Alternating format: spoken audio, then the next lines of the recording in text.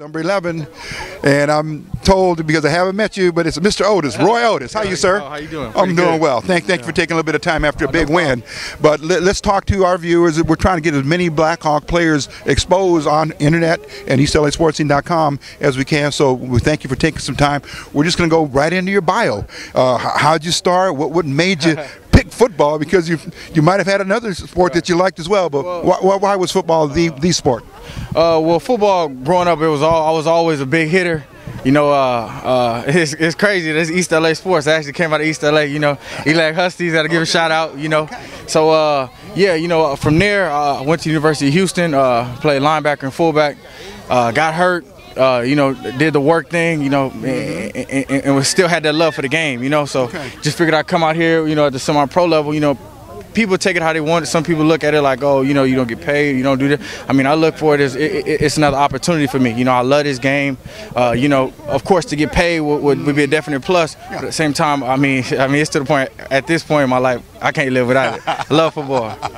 Well, it's been good to you, and you give back, as you say. Exactly. Okay. Roy, let's talk about that link, and that is very important to us at East LA.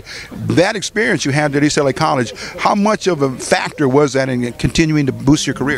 Oh, I mean, it was very big for me. I mean, honestly, I look at it as playing linebacker. It was one of my biggest seasons I had, my sophomore season with East LA in the 2003-2004 season. So, I mean, there were great coaches, you know, to help me out there. You know, great football atmosphere. You know, wonderful stadium. You know, y'all see it. You know, so, yeah. So, you know, I've been knowing my man Eric for a while. He's been taking pictures of it, you know, since back in the day. So, but yeah, it definitely got me that platform to get to the next level. You know, which is the Division I level, and was able to play. And you know, I got to give thanks to East LA and what they did for me. And again, going to a major Division I school, University of Houston, they love football in Texas, and Houston carries that banner very well. Yeah, it was definitely great to get the opportunity to play in Texas, because football is definitely king in Texas. You know, I mean, from high school, Pop Warner, on the way up. You know, so it was great to get in that atmosphere of football. You know, get to a different side of the United States. You know what I mean? So there's a human out there, but you know, but it was great to play. Let's bring it back now to Inglewood and talk about Coach Tony Reed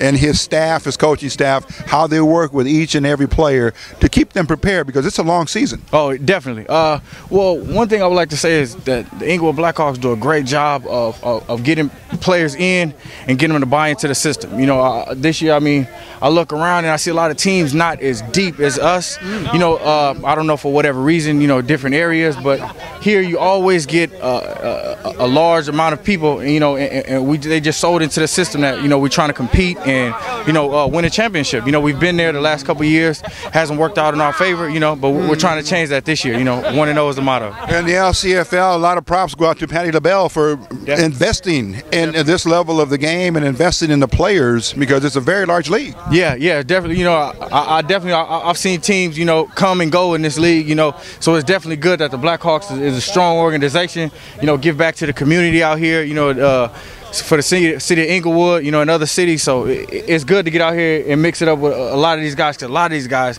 have talent. You know, I'm pretty sure you've seen them. You know, I mean, Kente Haynes, you know, I mean, Brian Flowers, Solomon Jones. I mean, I find myself a fan watching the offense play, you know, so it's definitely good. 2 weeks ago, we spoke with your teammates, Eddie Hunter, who had 3 interceptions in the last preseason game, and then Alex Oliva, your big lineman inside, that got to do the work on the O-line. Yeah, I definitely think the offense stepped up to the challenge this game. You know, I mean, you know, defense kind of had our ups and downs in the first half, you know, and I mean, you know, offense was quick, you know, quick score. So I mean, I definitely think it lifted us, you know, into that next level. So I think, you know, with the offense coming in place, stepping up, and the defense, you know, kind of that bend but don't break motto, you know, and I really think we could do something special this year. Roy, let's quickly talk about tonight's game. It's you're 1-0. This is the games that all count. This is league play, because at the end of the hard work you put in for the season, there will be a very, very good postseason lineup to play, and some good games. Yeah, definitely. There's some great teams in this league, you know, great defenses in this league. You know, I've watched a couple games, and but I mean, the way we look at it, we don't try to look too far ahead. You know, we've done that